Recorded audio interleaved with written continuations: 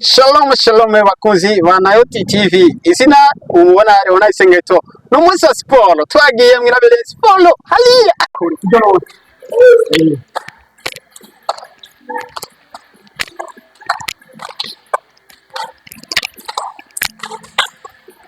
Ayo masi seyo.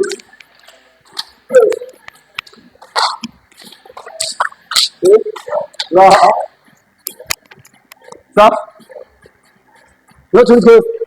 Ni tugire. Agera gusa. Stop. Kangwa gusa.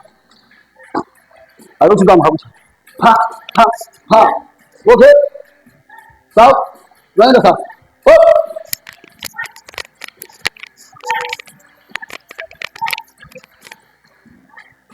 Inyuma.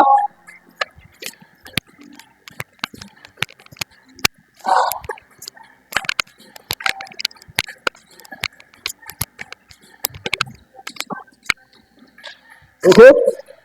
Aha. Terus guru kwawe. Fata fata. Jangan ada hari. Jangan lo hidup. Aha. Uri nak.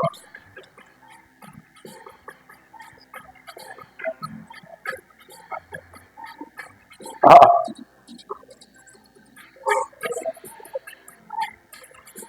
Roza. Roza guru se. Through. Cut. This. With. Left. This. Sound cool.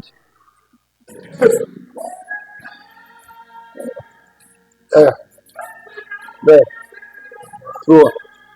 Cut. Straight. This. Straight. With. Left. This. Aha.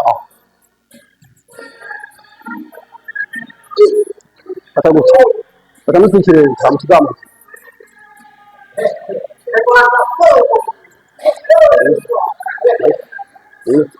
Yes.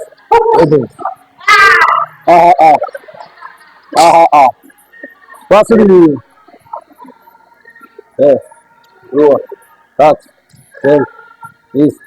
Six. Eight. Yes. This. Inuma. Ega. Roll. Cut. Ten.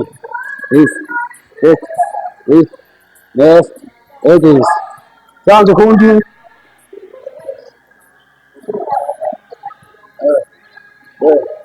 Roll. Cut. Ten. This. Six. Eight. This. Okay. Listen to me. Aha. Ora. Now I do not want to go. Cut. Six. Yes. Zora maguru kubusikara hasi reka bakugorore bose. Bakugorore. Nige yawe gorore. Gorore ne. Gorore. Unaye ibintu byo gucaka cyamba uko byahe. Yezu bwo gucika ni ngwara Yesu Rwanda.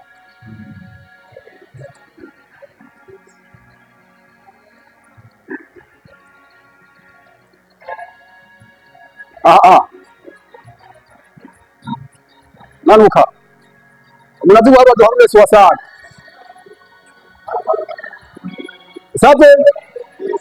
Sawa. Tunaenda sasa. Ule gororo. Rami mbele. Ile ile hapo.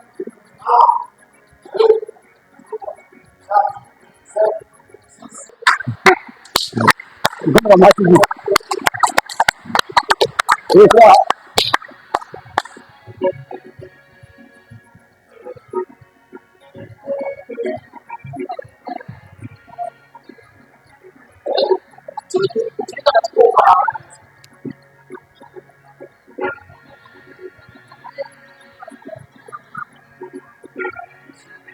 Atwa. Okay. Nore jeti bisa. Ndio sawa. Beze notu. Brabino, hata waga sosike. Atakagucha maguru ya barabara. Ya ibirenge byabo. Byabo. Awaru hakarari guca. Sa akarari. Zambikize cyane mu byo. Okay. Up.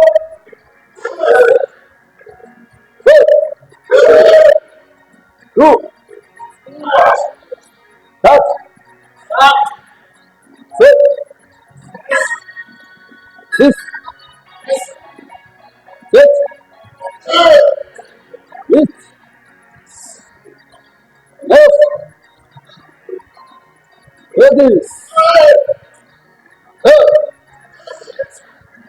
There. Go.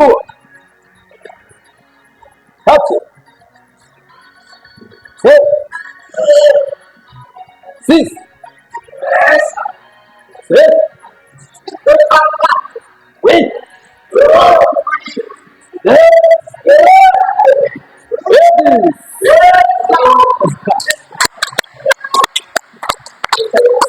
Okay. Kuri hano tuhukira aha. Aha. Manuka uterekeye ikibuga. Manuka. Abaruki kibuga. Ah. Ni hapo kama ni rafiki. Ni rafiki. Ni rafiki. Ni rafiki. Ah. Yeah. Go. Back. Ready. Dance. There. Go. Start. Ah, tuendelee hapa. Ah, wewe ni mzaha. Wewe ni mtu. Wewe ni mtu. Wewe bicha. Wewe bosi, wewe unga ni kwa favor. Wewe kabisa, wewe. Wewe.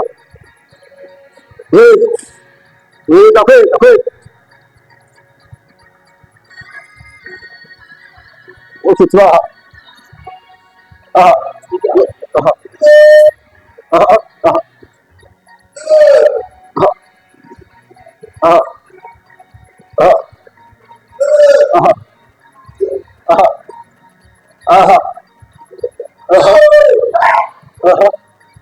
Okay. Hanyuma. Abantu bakorera ko basohora nje mwita iki twakoze.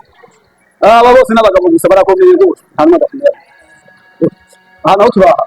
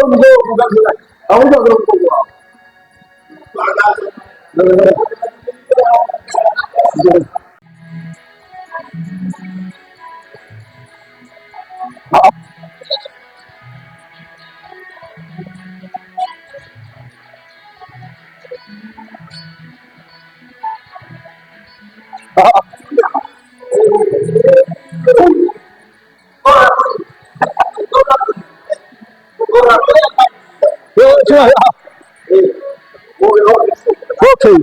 Itu aja. Aha. Okay. Aha. Juga.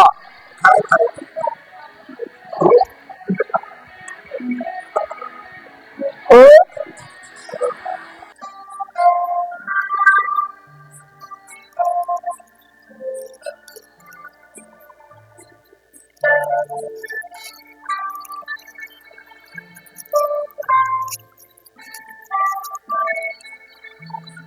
gatonyi cyo muguma waye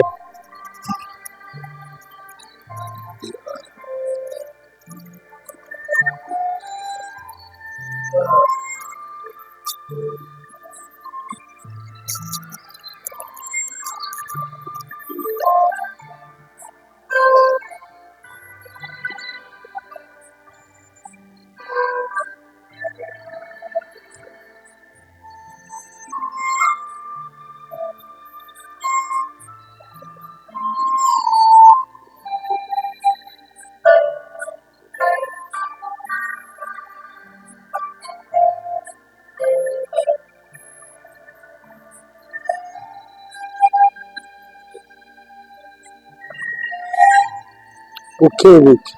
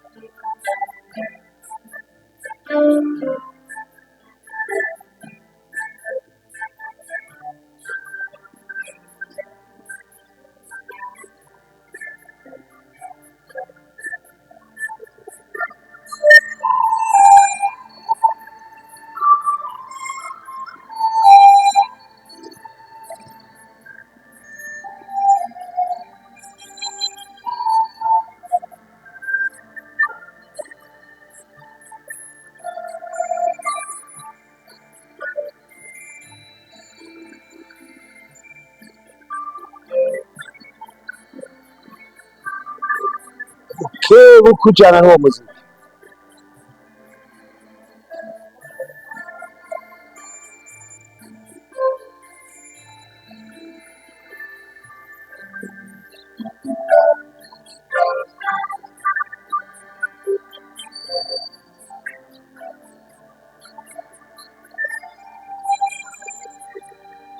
ukuguru kwawe tugiye bubafu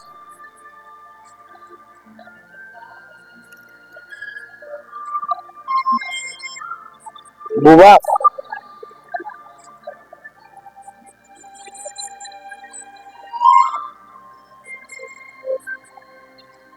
ukebuke twagarutse ukebuke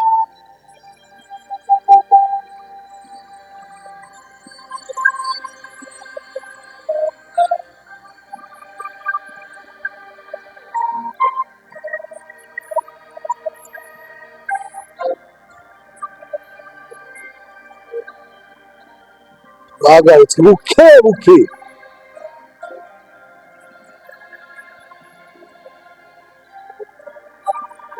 twabiriki bukebuke ni byaki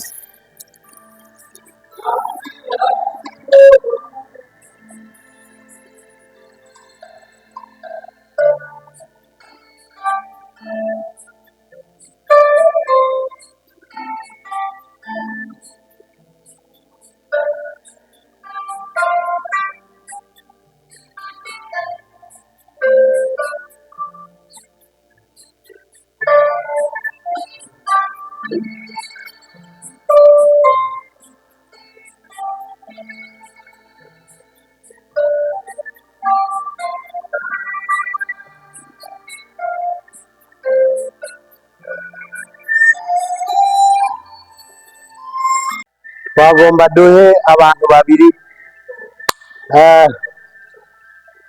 babanze baramutse abadukurikira kuri Nayoti TV hanyuma bababwire akamaro ka siporo yacu ya tayici. Abantu babiri n'umunota umwe canke n'amasegonda 40 babanze batubwire akamaro ka siporo yacu ya tayici. Rega turahera ngaha kuri Bishop, ndabona ariwo aba Bishop bakunda kurya cyane, bakunda kunywa amafanta menshi. Aba Bishop usanga baravyibushe kabisa, murabona n'ubundi yaravyibushe, ariko ndibaza ingene yaje ngaha, ndabona yanapungutse. Twagomba ubwire abariko badukurikirana ababa bari mu Burundi canke mu mahanga akamaro ka siporo yacu ya tayici. Nk'uko dusanzwe tubizi, siporo yacu ya tayici yahereye ngaha ku musozi w'Imana Nayoti, aho ikomoka mu gihugu c'Ubushinwa. None siporo ya tayici kuva utanguye kuyikora ikumariye iki? Canke abashinga barya umusose n'abashinga barya inyama z'ibinure, ingurube bagatamira, wobahanura ko bokora siporo imeze gute? Nk'uko dusanzwe tuzi yuko ivyo turya nivyo bidukiza, hamwe n'ivyo turya nivyo bitwica igihe utavyitwayemwo neza. Kaze kuri mikoro ya televiziyo yacu Nayoti TV. Mu by'ukuri igihe nazaga gutangura siporo yacu ya tayici, nari nagiye kwa muganga barampima, batangura kumbuza ibyo kurya nk'imyumbati, ibijumbu, ibintu bisosa biri by'isukari n'iki, ibyo bari babimbujije. Na icyo gihe nari nshitse kuri 76 ibipimo, bambaye amezi 2 kugira ngo ninasubirayo bagahura byateye biduga, baca bashira ku miti. Mugabo naciye nza muri siporo yacu ya tayici, hanyuma subiyeyo gupima haciye amezi 2, nasanze maze kuja kuri normal kuri 66. Mu nyuma y'ayandi mezi 2 ndasubirayo, mbura mpima 56, na bimwe bambuza nsubira kubirya.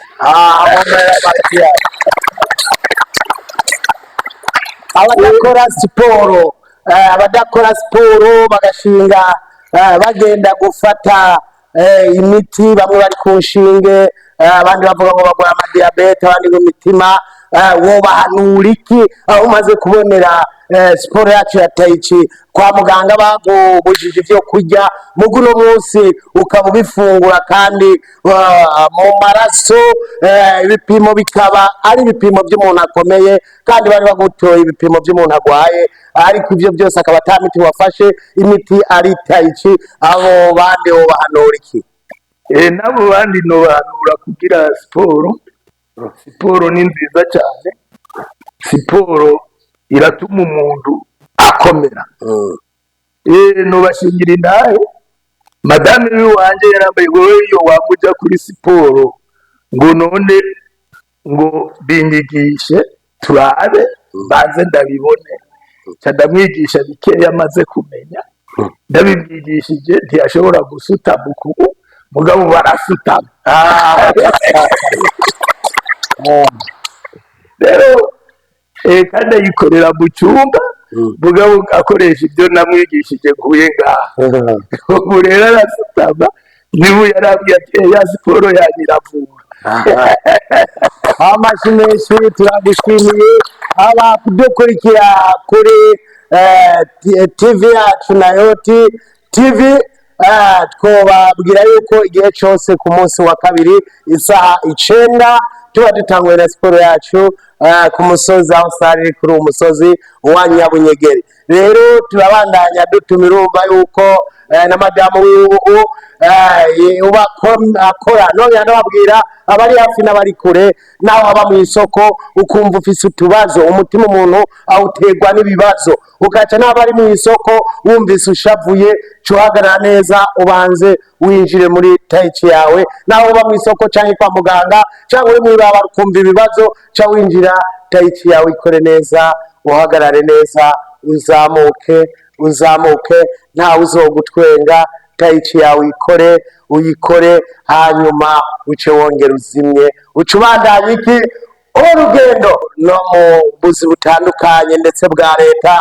Urasanga barabyibushe baribagiye siporo ndetse bamwe bakabatora amagute, abandi bakabatora imitima, abandi ndetse bakabatora amadiyabete, za ndwara bita amakonyera. None hamwe na siporo ya taichi n'ingene umaze kuyumva, woyibwira iki abariko baradukurikirana kuri Nayoti TV cyane tumaze kubona muri taichi nk'uko dusanzwe ari twebwe tuyikora twenyine ngaha mu gihugu cy'u Burundi? Kaze kuri mikoro ya TV yacu Nayoti.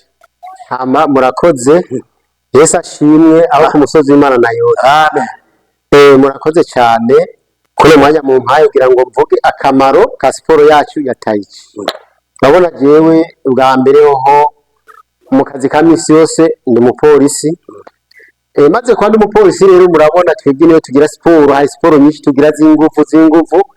Mugabo siporo yacu ya taichi akamaro nasanze imaze, ubwa mbere siporo yacu ya taichi ni siporo igenda buhoro buhoro. Nasanze ari siporo yavuye mu Bushinwa, ni siporo igenda buhoro n'umuntu ariko arakora kugira ngo ntiko urakora siporo. Mugabo nasanze ari siporo ifise akamaro gusumba izindi siporo zose, kuko ubwa mbere ufise ibinure mu nda, ivyo binure byose irabiyonza bikagenda. Ufise ibinure kw'izosi, umwungeri wacu Mose wa kabiri yaratubwiye ko abantu benshi bakunda basaza n'ingoga basanga bunamye kubera hari ibinure bigenda bikamata kw'izosi bigaca mu bitugu bigaca bikunamika ugaca wunama. Tugasanga y'abashinwa niyo bashaje wowe ntibigera bunama. Iyo siporo rero ikigenda igakura vya binure byose byo mu bitugu byo kunamitse, igakura ibinure byo gufashe mu mugongo, ugasanga ugumugenda ukomeye atangorane. Ikindi kandi nasanze ubugwaragwara bwose ubufise bwose burarangira nk'uko dusanga hari ubugwara tutoza kwivuza kwa muganga, ariko twasanze buvugwa ni siporo yacu ya taichi. Ikindi siporo yacu ya taichi itera akayabagu, uri murayikora urumva yuko naho uba wahaze utangwe nk'iminota 10 wumva utanguye gusonza ugatangura kunyotegwa. Yesu ashimwe. Rero siporo yacu ya taichi umuntu atayikora arahomba cyane. Twagomba duse nk'uko abariko baradukurikirana turiko turakurikiranwa n'abantu benshi, bo bari muri Amerika, abari Buraya, abari za Canada, abari mu Burundi, mu bihugu tuhana imbibe ya Tanzania yoyo na Uganda n'Ubwongereza, nk'uko dusanzwe dukorera muri ivyo bihugu. None abadakora siporo uwo bararikira iki? Kaze wibuse kugira tuce twakira kuri mikoro yacu uwundi, hanyuma nawe ace asigurira abantu gatonya ariko badukurikirana. Kaze uwo bararikira iki? Hari abantu benshi bashinga bariko bajya amaragu, bariko bajya amajari. Siporo yacu ya taichi iravura, naho wowe urwaye diyabete ugatangura kuyijaho kayikora neza, yose irayonga ikagenda. Urwaye umutima nimba uri hejuru uramanuka, nimba wari hasi ukongera ukaduga ugasubira ku bipimo byiza, kandi aho uri hose uguma wumva ukomeye, uguma wumva umerewe neza. Naho ugira urugendo rumeze gute, nka twe turi abakozi b'Imana basha gutuma kuza kuvuga ubutumwa bwiza, ukagenda n'amaguru, ahantu ugenda n'amaguru ukaduga imisozi. Mu gihe ukora siporo yacu ya taichi neza wigera uruha.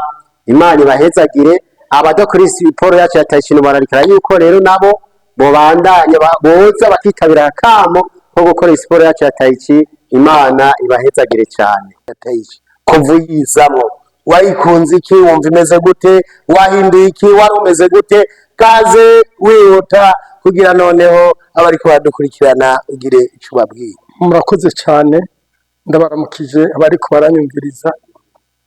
Ntaraza muri siporo ya taichi nari mfise ikibazo gikomeye cyane nta munyu narya, nta mavuta narya, sinaringuwe neza kandi mu mavi n'amanumva mbabara cyane, ariko maze kuza gutangura siporo ya tai chi ubu ndarya umunyu, ndarya n'amavuta uko ngomba kose, nguwe neza.